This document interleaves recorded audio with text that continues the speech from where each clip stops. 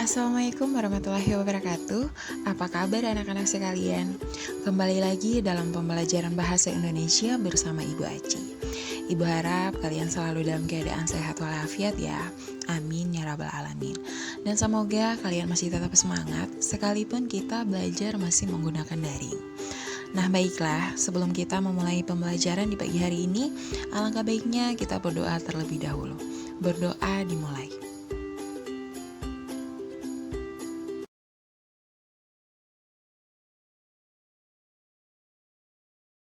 Semoga dengan kita berdoa, kita diberi kemudahan dan kelancaran dalam hal apapun, terutama dalam kegiatan pembelajaran di pagi hari ini.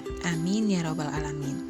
Nah baiklah anak-anak, hari ini kita masih di materi yang sama, masih di kali yang sama juga, yaitu memahami dan mencipta cerita imajinasi atau cerita fantasi.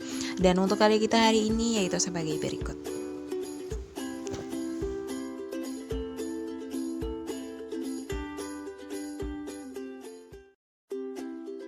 Nah, baiklah, di dalam kehidupan nyata, jenis cerita fantasi dibagi menjadi dua kategori, yaitu cerita fantasi total dan irisan, dan yang kedua, cerita fantasi sejaman dan lintas waktu. Nah, yang pertama, kategori cerita fantasi total berisi ide pencitraan pengarang terhadap wujud sesuatu. Pada cerita jenis ini, semua yang terdapat pada cerita tidak akan pernah ditemui dalam dunia nyata. Misalnya, cerita fantasi Nagata digolongkan sebagai fantasi total penulis karena semua nama orang, nama objek, nama kota berasal dari buah pikiran imajinatif pengarang saja.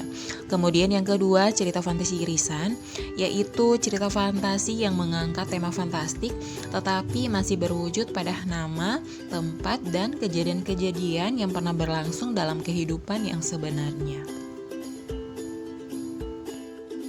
Kemudian jenis cerita fantasi yang kedua yaitu cerita fantasi sejaman dan lintas waktu.